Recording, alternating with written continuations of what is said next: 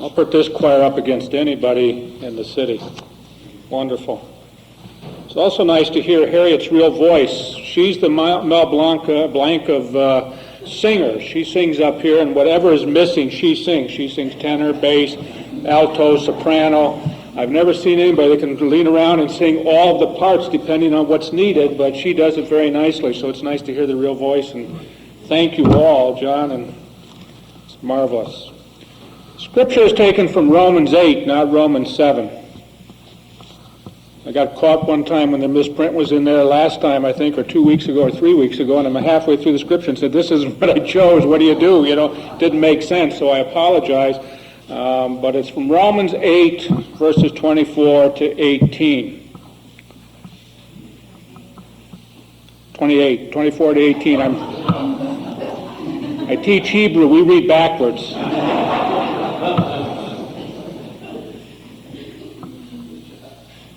Pray my wife comes home and gets me back on the right. I'm a wonderful bachelor for about 2 hours, and then anyhow, okay. For in this hope we were saved. Now hope that is seen is not hope, for who hopes what he's seen? Right? It's reality. It's there. Assuming what you see is reality, but we'll talk about that in a moment.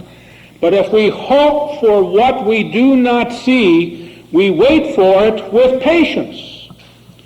Likewise, the Spirit helps us in our weakness, for we do not know how to pray as we ought. But the Spirit himself intercedes for us with sighs too deep for words. I love that. I think that's one of the most wonderful, picturesque statements in the Bible. I always chuckle when I read that. Now, vision, somebody signed.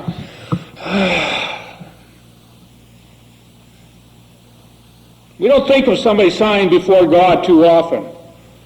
Think of Fiddler on the Roof and the wonderful poet of Tevye. Oh, God, would it be too much of a trouble to ask you? That's what the Spirit does for us. There's a sense when we, deep down in our spirits, there are times when we just can't handle what's going on, and we need to sigh before God, and the Spirit, God's Spirit, enables us to do that. And he who searches the heavens of men and the hearts of men know what is in the mind of the Spirit, because the Spirit intercedes for the saints according to the will of God. We know that in everything God works for good with those who love him, who are called according to his purpose. Now, next week when we celebrate the hanging of the greens, we are celebrating the opening of Advent. But because Advent is coming a little bit different than it normally is, and because one of the Sundays you're going to have a wonderful opportunity to join in a different kind of worship where we will have a baptism, a welcoming of new members, and the choral concert on the 16th, I decided to begin a series of sermons dealing with Christmas today. And I'm calling it Christmas Gifts. Because one of the things we need to reflect on is constantly God's gifts to us. You remember when we talked about Thanksgiving, we talked about the art of appreciation of what is in our lives and learning to appreciate not only what we have, but all of the gifts that we've received. In the age when you have to have more and more and more, and the latest and the latest and the latest, it's important for Christians and people of faith to stop and say, wait a minute, enough is enough already. There are things other than more and more and more which are of ultimate significance. And so we're going to talk about love. We're going to talk about peace. We're going to talk about joy. We're going to enjoy the Christmas story with the choir and the pageant with our young people. Today I want to talk about hope. Plato, in the 5th century before the Common Era, had a concept of hope that has come back to haunt us nearly every cycle of thinking. Plato's idea was that man is not only the measure of all things in a sense, but that man created his own hope and his own future.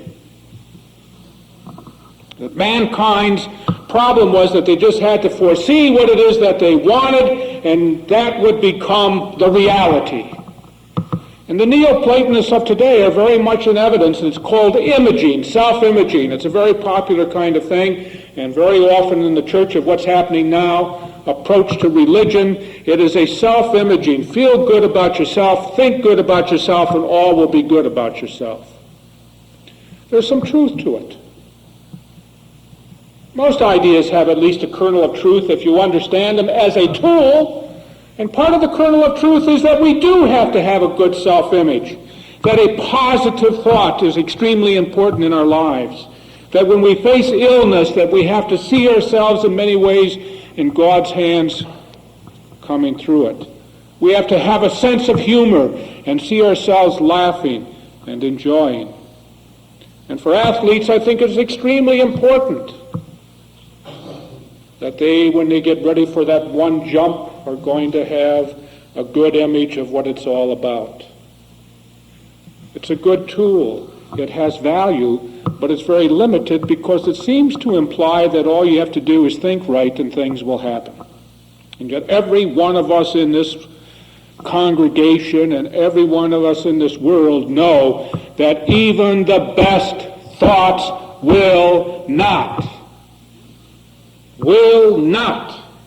carry the future the way we think it ought to be carried. I used to be a pianist of sorts.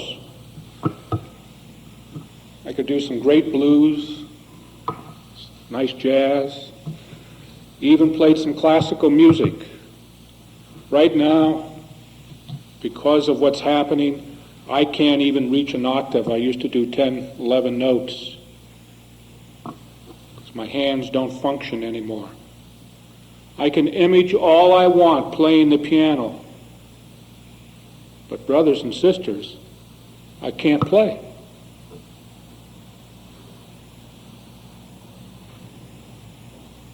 Think about it. There's a reality that we have to face in our hopes that deals with who and what we are and who and what our talents are.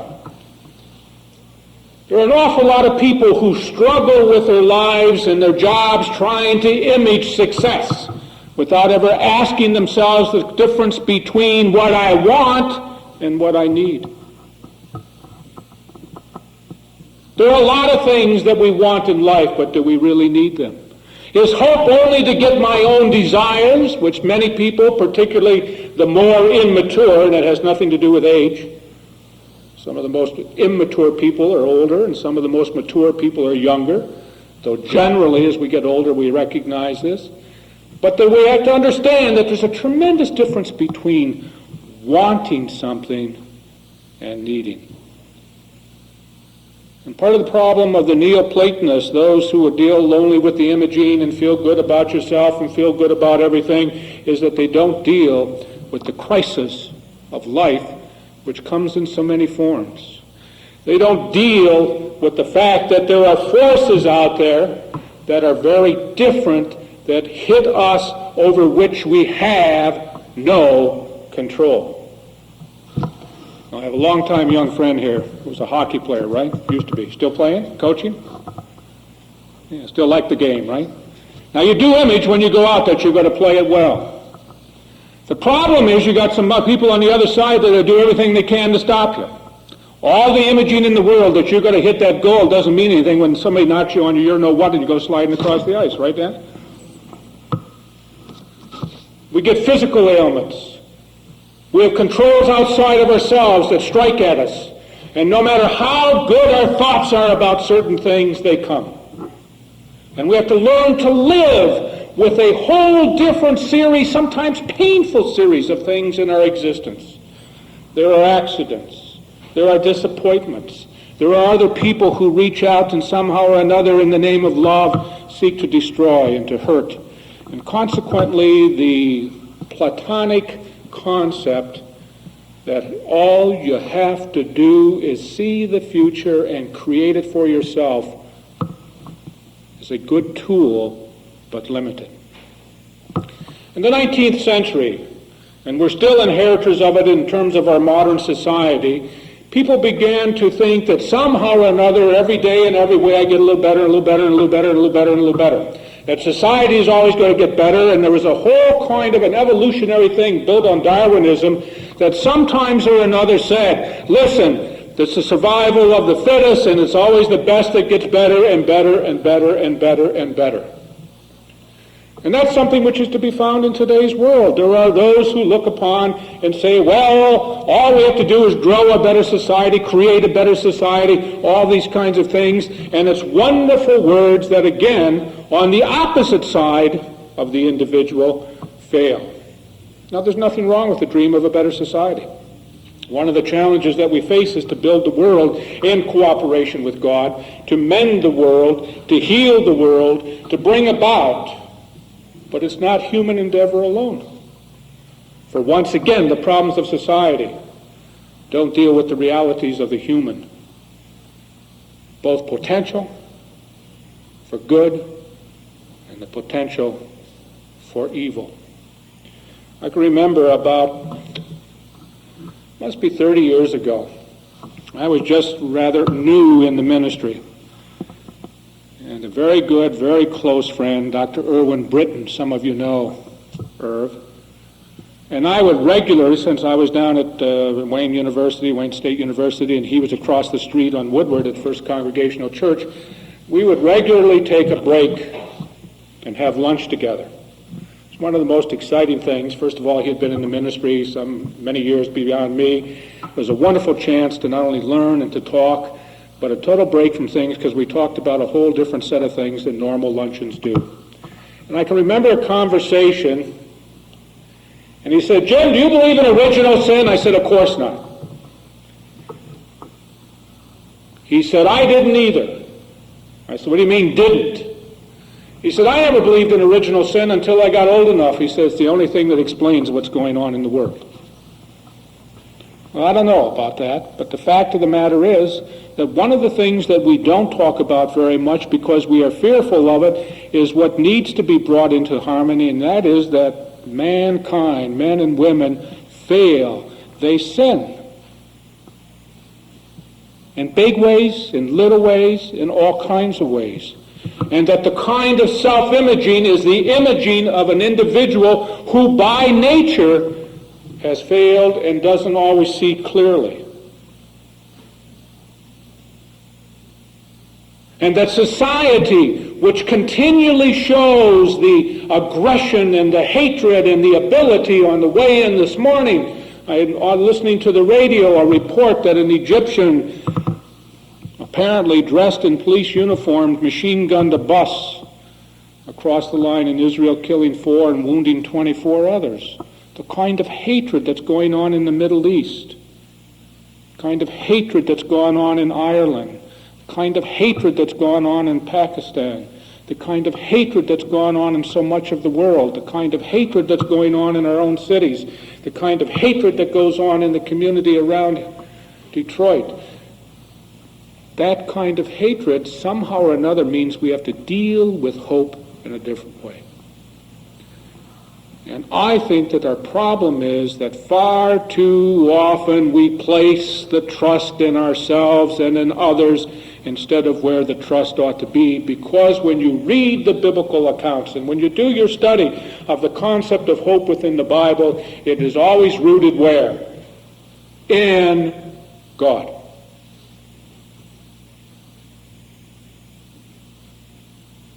There was a time in my life when I loved God and trusted people. I've totally reversed it now. I love people in spite of the failings, but the only true trust, this is not a paranoid statement, but you understand what I'm talking about at a depth, the only true trust is to be found in God. And in the biblical record, when you trust in God, you have 2 assurances. The first is for the here and now, and the second is for the future. The first assurance deals with the here and now. That whatever I'm going through and whatever comes my way, God and I as a majority will handle it. That does not mean it will go away, but we will handle it. That does not mean that my will be done, but God's will be done. That does not mean that some sort of a strange sort of a thing that I can say to God, God, I want you to do this, and God does it. It means that there's a certain strength, a certain ability, a certain power, a certain trust, a certain confidence that I can live life now as fully as possible under God. Now, today, the present reality, that whatever I'm facing in the future, whatever is coming down the road, I will live life today as creatively as possible. I'm thinking of doing a series of sermons on the Beatitude after we get into the first of the year. The Beatitudes are wonderful. I'm not going to play a couple games, I'll save it for the series, but one of the things is about, the blessed or the happy are those who mourn, for they shall be comforted. Happy are those who suffer and are persecuted for my name's sake. How can you be happy when you're in the process of mourning? What kind of a perverse thing is that? How can you be happy when you're being persecuted or in pain or facing difficult decisions or upheavals in your life and your health and all the things that are part of our existence? The fact of the matter is, it's not a smile, be glad, happy. It's that deep kind of trust in God that says, whatever comes my way, no matter how painful, no matter how searing, no matter how destructive, I have hope in God that it will work out according to God's will. Now, it's tough. It's not easy. It's a lot easier to have a pie in the sky. Oh, everything will work out to God's will. Whatever you want, God will give you. Oh, that's God's will. That's not what I'm talking about. I can remember standing at the grave of a young man holding the hand of his 3-year-old daughter as we looked in the grave of a wife who had been killed in an automobile accident. And as we are standing there and he's crying and I'm holding the young girl's hand and just standing there with him, some wonderful, well-meaning soul came up and said, "Don't worry, you're young, you'll get married again." And somebody else said, "Yes, that's God's will." One of the best reasons for gun control is I didn't have one. All right, you know what I mean? I didn't have one because you'd like to shoot them. It's not that they're not meaning well, it's that they are taking and twisting what is the true meaning of God, and that is that God will stand by and will enable you to find the strength to overcome.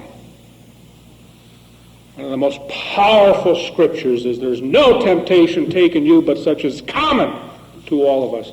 But God is faithful and just and will enable a way out. And that kind of temptation, whatever it is to be found in the here and the now. It's also to be found in the future, and it's based not on some sort of a flimsy, but on some sort of a deep commitment that God is always trustworthy. And that is the power for the future. Most of us spend more time wasting our energy worrying about the future than is absolutely necessary. We are worried about things that might come. We're worried about things that are coming. We're worried about things that could come. We're worried about things over which we have no control. We spend so much time worrying about the future that we really, in a very real sense, escape this very important understanding that we're here and we have overcome, sometimes painfully, everything to this point. Why don't we have trust in ourselves and in God in us? We've overcome. We're still here. We're still functioning. We're still human. We're still reaching out. We're still caring, in spite of all the things that have happened to us. If that's true for whatever years, 5, 10, 15, 20, 30, 40, 50, 60, 70, whatever the years are, if that's true, why do we have so little confidence in our ability under God to live to the future and to face the future with confidence? But the future is not only here, it moves on in most of Christianity and in traditional Judaism and in most of the religions of the world, however it's defined. Now, you will never hear me preach a sermon on the afterlife. First of all, I don't know what it's like, so I can't preach about it. And secondly, I have a tremendous sense that the greatest act of faith is trusting in God, even to the point where one crosses that line. And my faith is, God, I try to live in your hands today. When that time comes, I place myself into your hands. Thy will be done. I don't want to speculate what it's like. I don't want to speculate about streets of gold and all the wonderful pictures that come not so much from the Bible, but from John Milton and Dante and Paradise Lost and Paradise Regained and Gained and Dante's Inferno and all the things that are used by so many ministers to frighten people into being good. Somehow or another you negotiate with God. God, if I do this, will you get me out of hell? That's nonsense. That's not what it's all about. We have a relationship with God that is non-negotiable. All we can do is work together. God has responsibility for us, we have responsibility for God, and at the same time, working together, we express hope. And that's the only basis upon which hope will be. The only basis. Everything else will crumble and fall like the proverbial house of cards. Think about it. Everything will crumble.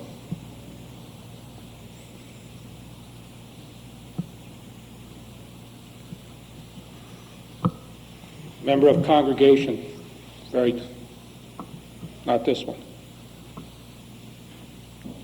The death of a daughter, 4 years old. The husband got turned off on religion and said, I'll never step foot in a church again. The wife said, religion is that which sustains and nourishes me.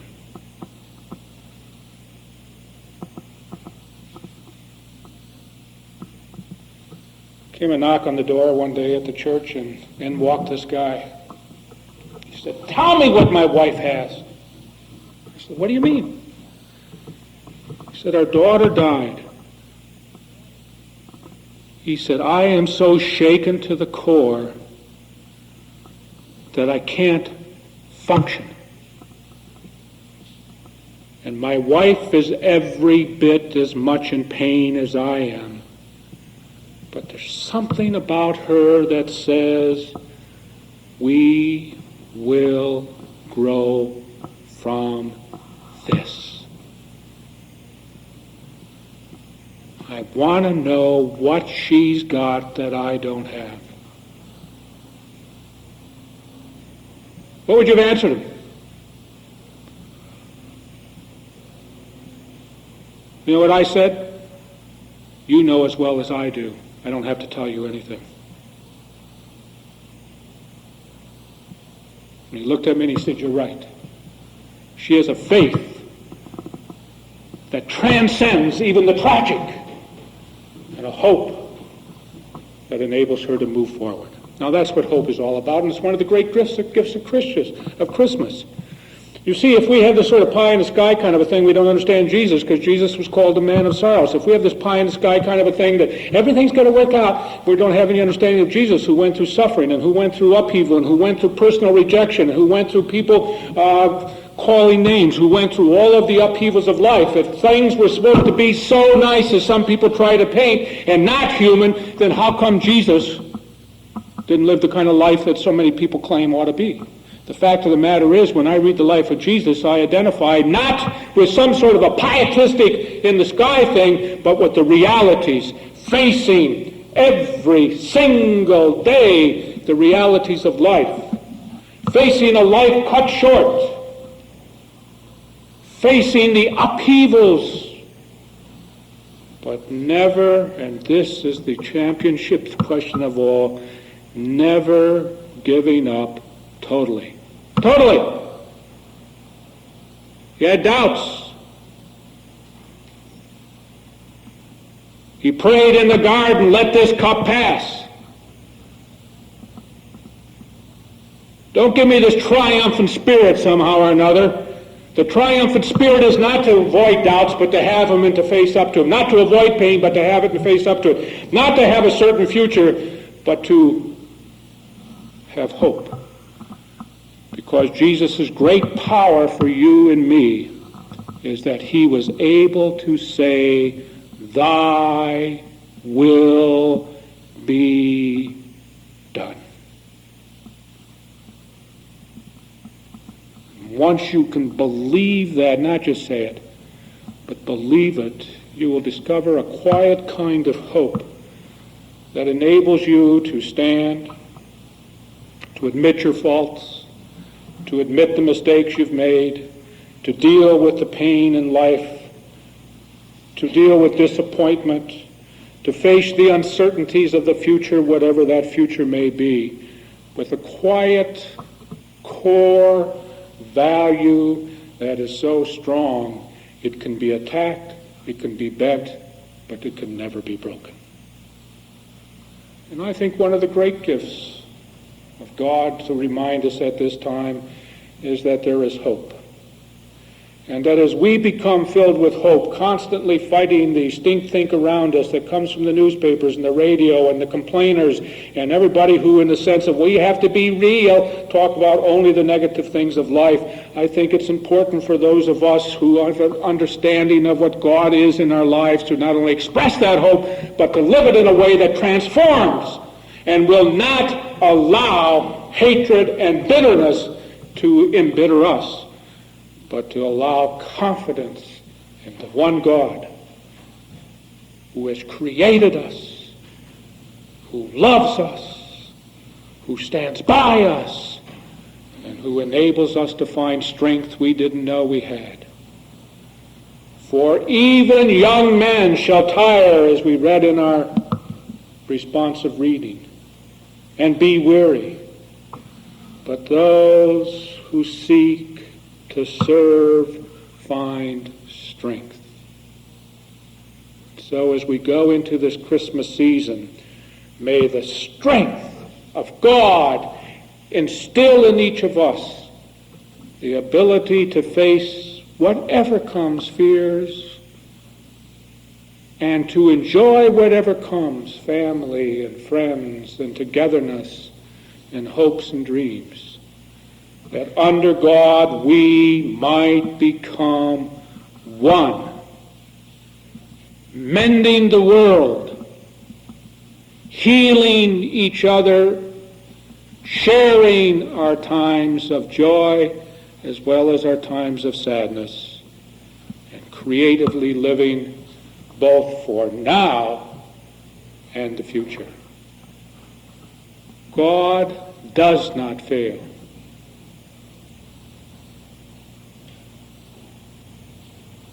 We can count on that. That trust will give us the power to face and overcome all in the future. Hold on to God, love one another, and have hope